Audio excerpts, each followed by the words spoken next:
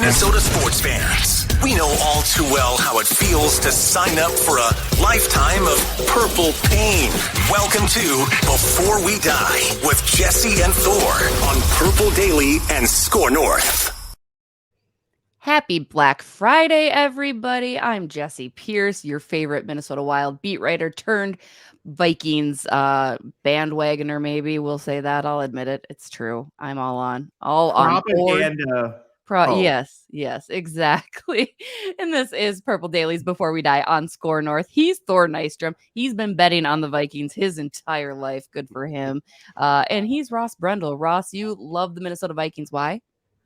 Well, the pain lets me know that I'm still alive. However, the only pain I'm feeling today is from the tired-itis from all the turkey and food on Thanksgiving. Yeah. No Minnesota Vikings pain today. No Minnesota Vikings pain, you guys. They bounce back on Turkey Day to get a 33-26 victory over the New England Patriots, doing what the Vikings do by winning in the fourth quarter, making you hang on to the edge of your seats, probably consume a little bit too many post-turkey bevies in order to get through the game.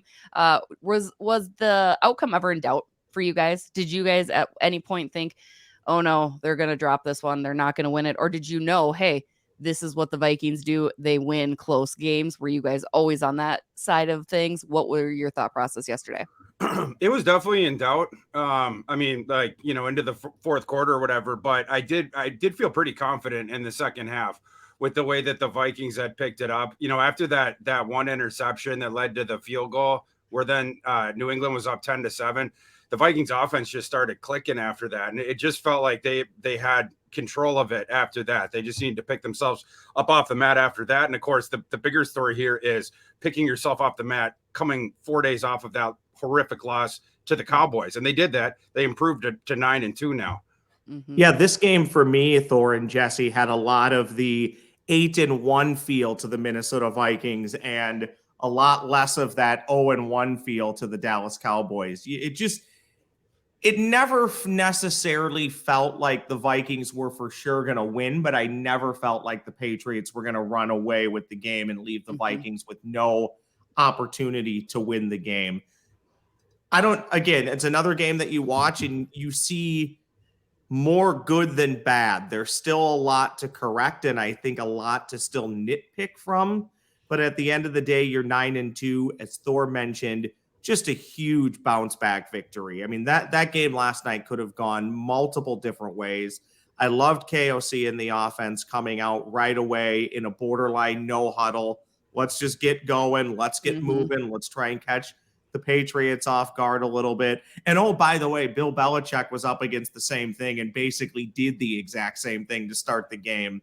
So the game within the game was also fun to monitor. I mean, the Pats are now in question for the playoffs, right? Like, that's a big question, big loss for them. Did you guys see the brush off he did to Adam Thielen, our boy Adam Thielen? Like, what's that? What is that all about? Well, it goes back to there was a 2018 shouting match between Adam Thielen and Bill Belichick where I forget the Patriots player's name. Thor might remember, but basically late in the game, Adam, I think, thought that a Patriot was faking an injury to give them more time to come up with a play. Mm-hmm. And he told Bill that's BS, not saying BS. And then Bill basically told him what Chris Boyd told the fans earlier this year. Mm-hmm. Yes. And I don't know. Are we really trying to give Adam Thielen credit for seeking Bill Belichick out? I think they were both just kind of in the same area. Look, I get it. Adam's a pretty good guy, but I'm not sure he was going out. He's from Minnesota, if you didn't know. So that means he's an automatic good guy, I think. Ross, it was Patrick Chung, and very good recollection on that. Yeah. Okay. There was some naughty words shared between the two. And did Adam play at Mankato State at the time and then go undrafted, I think? Oh my gosh, I do think so. That sounds accurate. I think they should talk about that more on the NFL broadcast. I wish they did. I wish more people knew about it.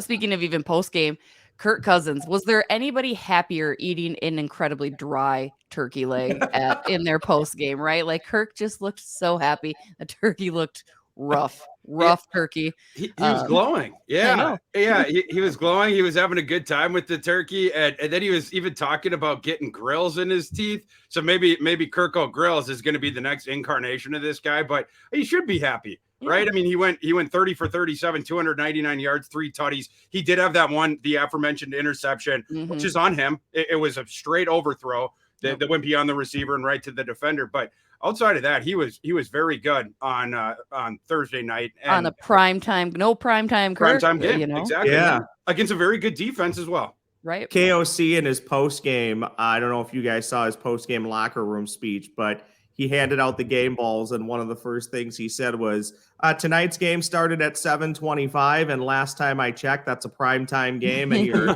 quarterback threw for 299 yards and 3 touchdowns. Getting a game ball. And I feel like we ask ourselves this constantly, right? Like Kirk, again, this season, while the stats don't compare to his statistically best year, he is having a hell of a year. Like, he really is such a reason that these Minnesota Vikings are now 9-2, right? Like, I think everybody has to face that fact. The Kirk haters are furious, right? Like, they don't want to admit it, but he's showing up. And yesterday, another fantastic example of a team leading quarterback in Kirk Cousins. Yeah, played very well, and then, again, I think the Vikings scored on 5 consecutive possessions after they went down. And that's a large part of that is because of Kirk Cousins. He was just on. He was completing all the passes. And you also have to give enormous amount of credit to both the offensive line, but also we got after Kevin O'Connell quite a bit on Monday about the really bizarre game plan that he had for the Cowboys, the lack of adjustments during the Cowboys game. The adjustments were made in this game for sure to help out that offensive line, but the offensive line stepped up as well. Blake Brandel, who, in the previous game where, how poorly he did against Micah Parsons and stuff like that. And the offensive line as a whole gave up 7 sacks in that game and a pressure rate that was like double as much as Patrick Mahomes had faced in that one Super Bowl that, that everyone brings up a bunch. The offensive line only gave up, was it 1 sack or 2 sacks? 2 sacks. 2 sacks. Yeah, I mean, and great bounce back performance. And Matthew Judon, he was on a milk carton the whole game. Who would have predicted that coming in? Yeah, and to your point on the offensive line, Blake Brandel, no relation to Ross Brendel, really only got beat 1 time. And if you would have told me going into the game that you never want to give up a sack, but I think he's only credited with giving up 1 of the 2 sacks. If you would have told me that would have been the case and that Kirk Cousins last night, by and large, would have fairly clean pockets against that defense and throw for 299 yards, I think the logical expectation would have been, the Vikings are going to win this game, and they did. Now 9-2, clearly. I mean, we've been saying it for a few weeks now, but it's almost I don't want to say this because I know the franchise that I'm talking about, but it's almost a mathematical improbability that the Minnesota Vikings won't win this division. It's looking more and more likely that they're going to be the number 2 seed, at least the number 2 seed. So from here on out, it is all about trying to find a way to shore up things and get better at areas you are deficient in.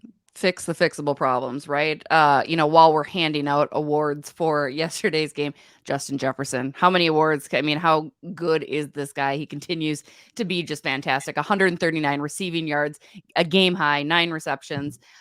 He sets the NFL record for most receiving yards in a player's first 3 seasons, surpassing our boy Randy Moss with 4,163. Jefferson now has 4,428 in his career that has spanned 44 games. Moss had done that in 48. I mean, just what else can we even say about this kid, right? Like, it's just, I'm glad he's here. I'm so freaking glad he is in purple. 1,000%. Yeah. And we got to talk about that one catch he made where it was, he was, I mean, there was the cornerback was just, completely on him. And then Jefferson catches the ball, even though he gets smoked by the safety who descended down. I mean, that was an all-time contested catch. Well, not all time because he had the better one against the Bills, but it's like every single week he makes catches where it's like, how did you do that? For any other receiver in the league, that is one, might be the best catch of their career. For Justin Jefferson, it was his second best of the last 3 weeks. Thursday. Yeah, exactly. And he's on a historical pace for a receiver in his 3rd season. I mean, he's just blowing these previous marks that like other elite Hall of Fame receivers have set. And the statistics are starting to get really ridiculous. Jefferson now has gone over 100 yards in 21 of his 44 career games. That's just stupid. It's just it like you can't like you it's I'm trying to put into words, guys. Apologies for like the things, but like I don't even you can't even describe it because you can't you always kind of question like how can he get better? How can he do better than this? Right? Sometimes but that's what elite players do. That's what the best receivers in the National Football League do. They manage to outdo themselves each and every week. And again, for anybody, and I don't think there's been many Justin Jefferson doubters, not only here in Minnesota, but just in general. But for anybody that has ever doubted him, like you can't. He is the best. Well, and I think the beauty of him too is when you talk about any player as they start to age, you start to think about, okay, how quickly will they come back to the pack? Excuse me. And what areas might they start to become deficient in? Well, for him, I don't really think it matters because he is a great runner. He's good in space. He's actually one thing people don't pay enough attention to. Watch some of those big runs that Dalvin Cook has. Look at who's springing some of those blocks on the outside. That's Justin Jefferson. Yes. You want players like that buy in all aspects of the game. And look, I'm not saying that you're okay with Justin Jefferson 5, 6, 7 years from now losing a step because he's okay in the run game. But what I'm saying is all those things matter, especially when the bar for winning and losing games in the NFL, it's so small and everything matters, and he does it all well. And I will add, Dalvin Cook this year, by the way, in pass protection has been really good sliding over and taking shots to protect his quarterback. Yeah. That stuff does not go unnoticed by, I think, a lot of fans, and I know it doesn't go unnoticed by the coaching staff. And Ross, you're talking about like, these close games and Jefferson's impact in them. He has flipped so much, the media brings up all the time that, all the 9 now one possession wins by the Vikings. Jefferson has flipped so many of those. Yes. You can point to very specific plays or just the body of work over a very close win. But in this one, I mean, he obviously had an awesome game the entire time, but that one catch I was just talking about, that absolutely insane catch, it was with 10 minutes left in the fourth quarter of a tied game. He comes down with it for 36 yards, and then the Vikings are now on the New England's 15-yard line with like 9 minutes left, obviously tied game. And the very next play, if you'll recall, Jefferson, he crosses over to the right. 3 Patriots defenders just immediately went on to Jefferson. He was triple teamed on that play, which is what opened up Thielen crossing the other way to be open in the corner of the end zone. And Cousins had an absolute dime of a throw. Cousins yesterday had 3 or 4 throws that were like, wow, we got Kirk O'Chain's back. Yeah, exactly. Also, props last night. I mean, it was a wide open catch. He was in the middle of the field all by himself. But good to see the corpse of Jalen Reagor getting into the mix and making a play on offense for the Vikings. So I think Jalen Reagor just wants us to say his name more often in the broadcast because he does little things once in a while. I'm like, oh, good, we can mention him this week, and we never get to do it. But here we are. We've talked about this before, and for no other fact that it's just interesting, I find it incredibly interesting and borderline comical that for 2 years, all he was told in Philly was, oh, we should have drafted Justin Jefferson. Then he gets traded to the team with Justin Jefferson. Yeah, it's kind of incredible to me. But hey, poetic as long as everybody buys it and gets along, and apparently and clearly they are, let's go. Speaking of poetic, Jesse, I learned my transitions from you. I'm proud of you. Speaking of poetic, Kevin O'Connell, the guy who drafted him when he came out of San Diego State? Bill Belichick, 2008 as a 5th rounder or whatever, and now he gets to beat his mentor and his first coach in this game where we talked last week about earlier this week about how important this one was for O'Connell and his staff to make the adjustments, and knowing that now you knew Darrisaw was out. Darrisaw is a top 3 tackle in the NFL. Now you're falling down to Blake Brandel, who's just a guy, and then in the cornerback room, you were all the way down to a practice squad guy starting because you had the 3 injuries, Dantzler, Booth, and Evans. So Duke Shelley had to step in. And by the way, hats off to Duke Shelley as well. He and Brandel were Brandel, were two of the unsung heroes of this game, just because those were such problematic areas coming in, and both those guys were not disasters, which is basically all they needed, with the help that they were getting from some of these adjustments like we were talking about. Last time we were talking about how the Vikings against the Cowboys, they were trying to spread the field and then throw downfield, but they were only keeping 5 guys back to protect against that awesome pass rush. And so the gates were just being stormed every single time. In this game, KOC was leaving back more guys on the longer concepts to block, to help out. But then there was a lot more of those shorter concepts that we had talked about too, which would help keep the pass rush at bay. So kudos to Shelley and to the adjustments as well. Mm-hmm. Yeah, 2 other things to note, one game related, one post game. I thought it was interesting that the Patriots seemingly could have ran at will, against the Vikings defensive line, and just kind of chose not to. And maybe that was to try and get Mac Jones some momentum and a little bit of mojo. Not really sure it cost them last night, but I did find that interesting. It just seemed like the run game could have been there all night long for the Patriots, and they chose not to utilize it as much as they should have. Second off, how about Bill getting a little sentimental in his old age? He spent like double the time with KOC at midfield as he does with pretty much anybody else. So there must be, Bill's probably a little bit bitter about spending that 3rd round pick on a quarterback that didn't pan out, but he's probably a little sentimental that, hey, this is my guy, gives him a little extra love at midfield. So mildly cool to see. Yeah. Brush off Thielen, but a little love for KOC. We'll take it. We will take it. Now, Grudges never forget. Grudges never forget. Can you tell we're recording this post-holiday morning? By the way, every one of us has to try and go off camera and clear our throats. Yes, right? So it's that time of year. It's that time of season. What are you going to do? Let's talk some negatives, guys, because it's not all, positive and rainbows and sunshine. The defense, or the lack thereof. Where do we want to start? How can we help Ed Donatel? Like, what can we do? Obviously, as we'd mentioned, health is the number one thing that it happens, especially at this point in time in a year. But do you mix it up? Do you go 4-3 instead of 3-4? Why not blitz on 1st and 2nd?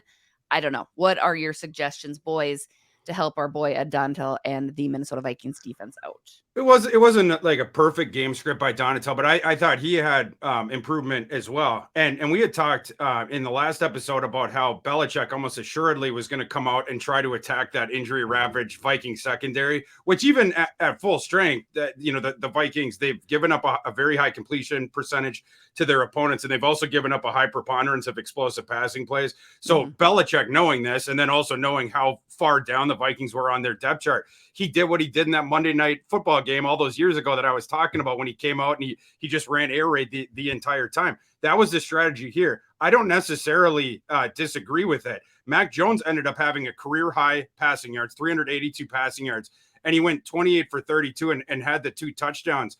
But they had to lean into that, and you go away from the run, and the Vikings were able to hold them to 26 points, and only 10 of them came after halftime. 10 of them came in the 3rd quarter, and they got a goose egg in the 4th quarter. And I thought that was really the thing that you sort of have to acknowledge about Donatel in this game, where we've been so ticked off in some of these other ones about the lack of adjustments and stuff like that. It felt like he, at the beginning of the thing, he was like sort of feeling out what Belichick was doing. It's like, oh yeah, they're just going to pass.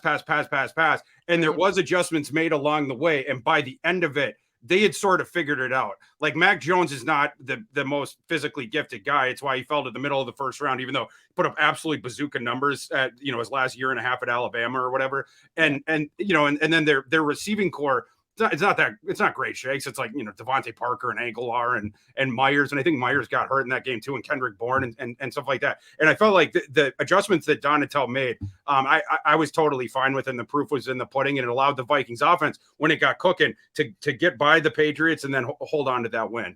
Can we just talk about Ross drifting off into the shadows once in a while here? Yeah, it's just beautiful.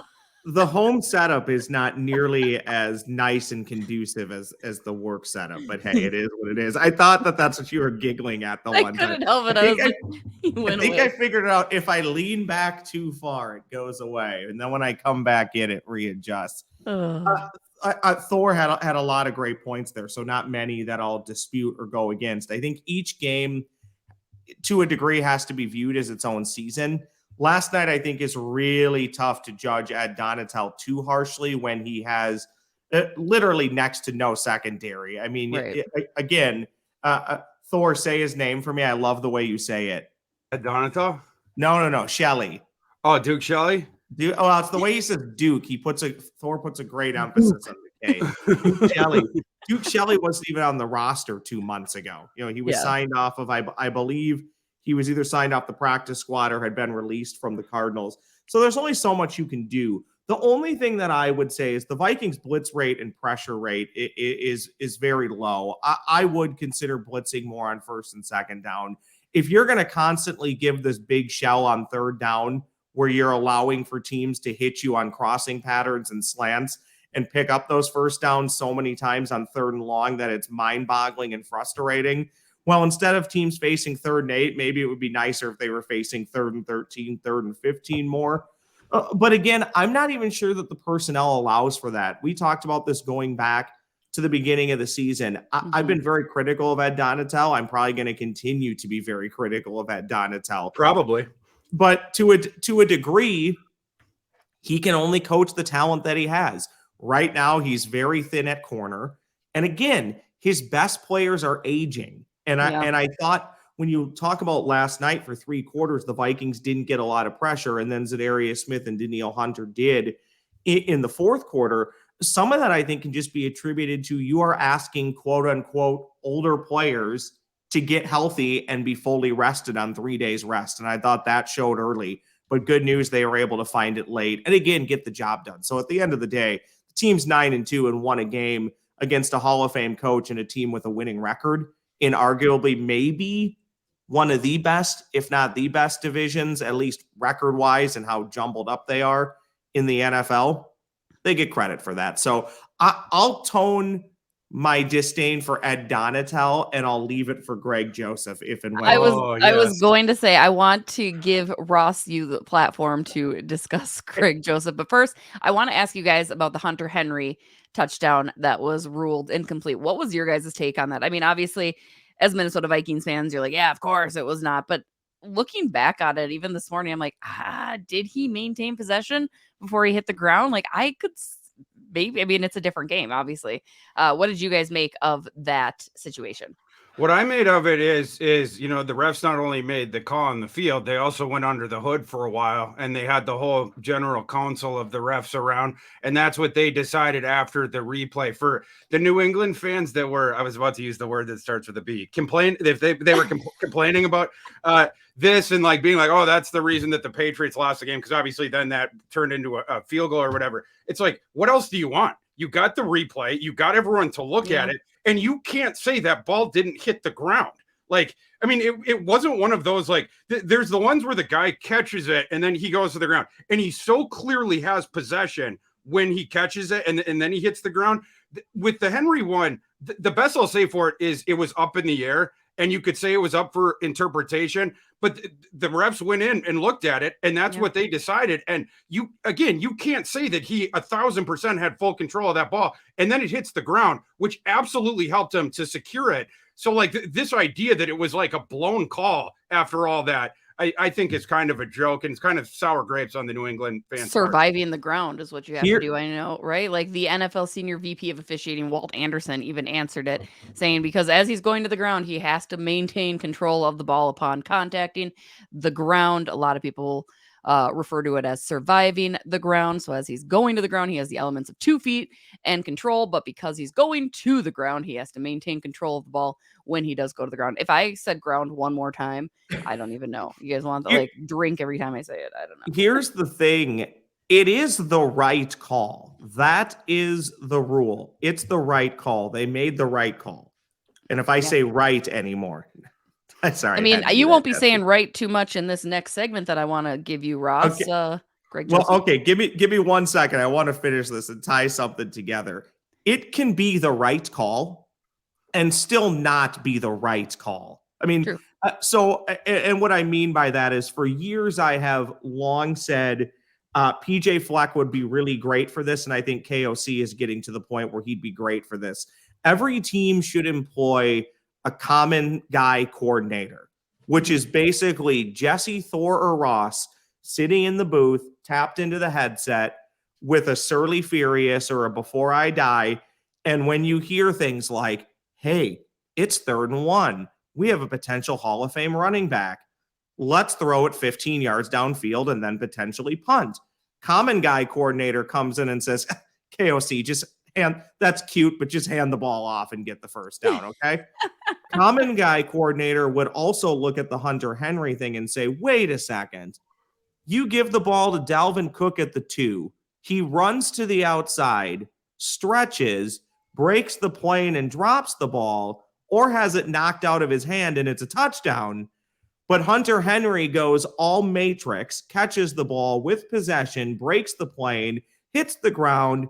It maybe kind of moves a little bit, and that's not a catch. That's just, I mean, I'll be honest, happy it went the Vikings way, but it is kind of stupid and preposterous. Mm-hmm. Yeah, I agree. Common guy coordinator. I like common guy coordinator. I really enjoy that. Can you imagine just any one of us sitting in the booth pounding Surly Furiouses and going, Kevin, don't My do headache that. right now hates the idea of it, but otherwise, any other day, yes, absolutely, I am on board. Ross, please prepare yourself to talk about Craig Joseph. All right. The floor is yours, sir. They're not going to do anything. If they were going to do something, they would have done it by now. And what will eventually draw the ire is when Greg Joseph misses a kick that cost the Vikings a game, which, by the way, they're walking a fine line, as Thor mentioned, 9 times this year, 1-score games. Even last night, it almost came into play. Look, I get it. I mean, he's been money from inside of 50 on field goals, but we all know a miss is coming. It's only natural. I'm not trying to rip on Greg Joseph there, but he's making virtually nothing from beyond 50. By the way, Brett Maher is making 60-plus yarders even when we're messing with him, and he's making it look easy. Our guy can't even get the ball more than 6 feet off the ground so it doesn't get blocked on 50-yard field goals. And the extra points thing is inexcusable. I get it. You might bring in a kicker who is more erratic on field goals, but I'm sorry. The extra points, again, I've said this before, your offense scored a touchdown. Reward them by making the extra point. Right. If you miss a field goal, whatever, I can live with it. That technically means, and Kirk Cousins would tell you the same thing, we failed because we didn't score a touchdown. I, to a degree, can live with missed field goals. I can't watch him miss any more extra points because, again, you just know a big field goal miss is coming. You're playing with fire every week. And I don't know what can be done. Again, I concede. Go look at the kickers on the market. I don't know. There's really not one that's probably much better, but they might be better at making extra points. I'm getting tired of it. It's very frustrating. I just wanted to hop, all the criticism of Joseph is correct. And I've now tweeted out during 3 or 4 different games this season, release Greg Joseph. So that's just the boat I'm on. But flipping to the other side of the special teams, I have to shout out Ryan Wright, who continues to do really well. We don't shout him out as much because usually during the special team segment, we just go after Greg Joseph, justifiably, of course. But yesterday, Ryan Wright has 3 more punts inside the 20. All 3 of his punts went inside the 20. Ryan Wright now he leads the NFL in punts down inside the 20 with 26. He has 0 touchbacks still. We talked about this a little over a month ago, but that has remained. The next highest guy in terms of his the amount of punts he's gotten inside the 20 without a touchback, he has 16. Yeah. Right? Like Ryan Wright continues to be a very underrated field position flipper for the Vikings. By the way, just for fun, if you want to see how far down, and again, it's all the 50-yarders Greg Joseph is, you can praise Ryan Wright, and I agree with it, but I'm still going to rip Greg Joseph. I went to NFL.com and just pulled up kicking statistics. If you want to look at field goal made percentage to find Greg Joseph, you have to go to the bottom of page 2. He's not on the bottom of page 1. He's on the bottom of page 2. Half of his games are indoors. He's missing extra points indoors. Were the windy doors open last night? I mean, I don't get it. And by the way, almost every extra point, he's pushing right. Can we maybe put him in the center or line him up to the left? There you go. Can we just try something different? Yeah, I like it. Why not? Ryan Wright, would be, if you took team MVP votings, he would be number 2 behind Justin Jefferson. That's how fantastic he has been this year. And by the way, Wongwu with the touchdown return last night, or the kick return. Mm-hmm. Yes. The Viking special teams should get credit, because I tweeted out in the first half the Viking special teams was anything but special that night, and they weren't. The kick coverage was pretty poor last night, but they made up for it when it mattered most. So again, props to them. Yeah, I agree. Like, I can't add anything at all. Does the site moveon.org still exist? Is that what it is? We should do like moveonfromgreg.org. I just was Wong. Where did he go to college? Do we know? I knew you were going to bring this up. I think I it just was didn't know. You know what? People think it was Iowa State, but I believe it was Iowa. It was not. Go Cyclones. I will never, ever miss the opportunity to chirp on Thor and the Iowa Hawkeyes. Go Cyclones, just saying. Anyway, and speaking of obligatory fantasy football update, I forgot to set my lineup yesterday. So sorry, guys. Oh, no. Obligatory fantasy football mention. Things are not going well for Team Jesse. Actually, my team name is the Icebox. Shout out to Little Giants. If you get it, you know. But it is not. I was like halfway through game 1, and I was like, oh my gosh, what have I done? Coach, what was my time? I don't know. I don't have a sundial. It's so good. So Such good. a great movie. Such a great flick. Gentlemen, should we wrap up this episode? Should we do that? Maybe go get a little nap in before the Minnesota Wild play at 1:00 for some people. That might be nice. Are you perhaps calling for Time now for the Before We Die crew to give us their Before We Dies. Wow, look at that. That was hands down our best transition. I'm proud of us. This is good. Let's do our Before We Dies. Ross, why don't you kick us off tonight? There's many different ways I can go with this. I try and keep it, 50-50 as far as Vikings related or not Vikings related. I tried something out on you that I think I'll save for my Bar Down Beauties podcast debut. Still waiting for that invite. I'm gonna go with this. There are rumors, and I believe them to be true, that our guy last night was the Egg Bowl between Mississippi State and Ole Miss, and I am just incredibly entertained by both Mike Leach and Lane Kiffin. Have been for years. I think Mike Leach is I don't know him personally, so I can't say he's a phenomenal human being, but he is great for college football. To a degree, I think Lane Kiffin is great for college football. Minnesota's own Lane Kiffin. Exactly. And for years, I thought that PJ Fleck was the current head coach at Minnesota. Lane Kiffin was the next head coach at Minnesota. I now do believe that Lane Kiffin is off to Auburn, and I will make a prediction. Unless he's fired before I die, Lane Kiffin will spend at least a half a decade at his next coaching stop.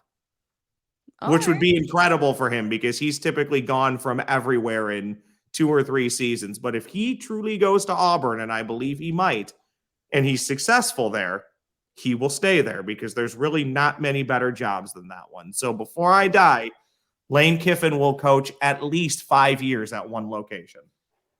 I like it. Thor, what you got? What do you got before we die?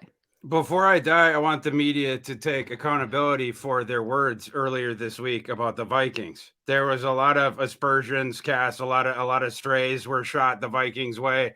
I'll just go one specific, was Kyle Brandt, who had been pumping the tires of the Vikings all season. And then earlier this week, he goes that the loss to the Cowboys, even if the Vikings win the Super Bowl, it doesn't mean anything because of their loss to the Cowboys. Like that was like a prevailing notion amongst the media. It was like that one result. It's like toss out everything before it, but also toss out everything after it. That's how fraudulent this team is. Nothing matters. We don't have to pay attention to them. And again, 3-4 days coming off that loss to Dallas, and still severely injury compromised. The Vikings did what they just did to the Patriots.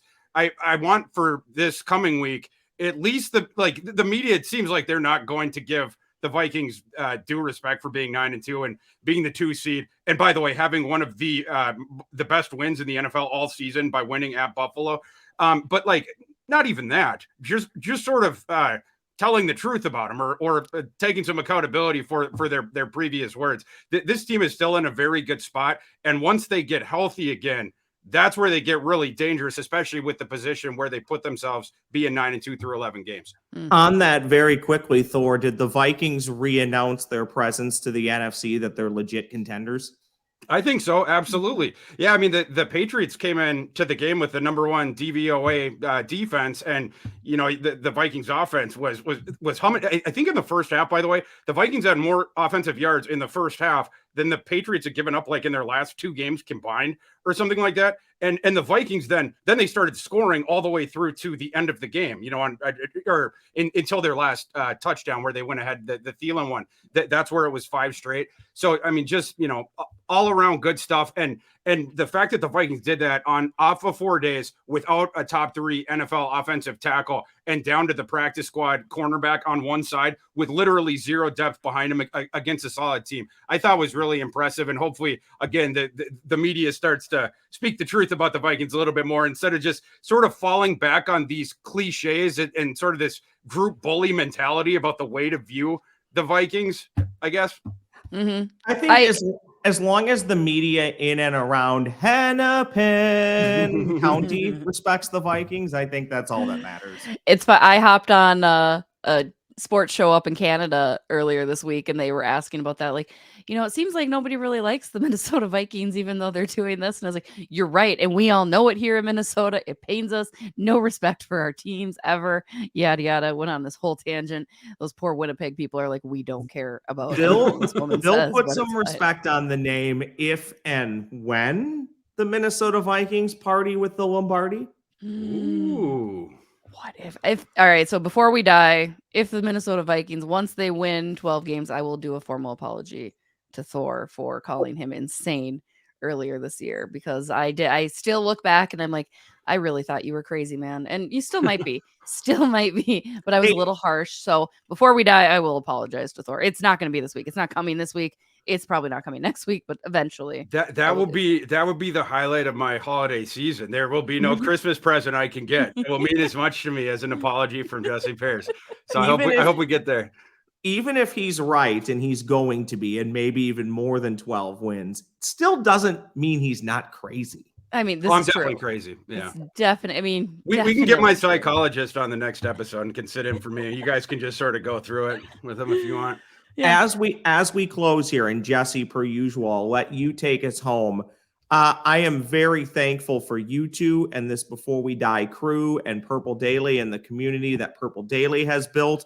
But most importantly, the people who are consuming this podcast on YouTube and in podcast form, whether you listen, whether you actually like us, I really don't care. That sounds bad.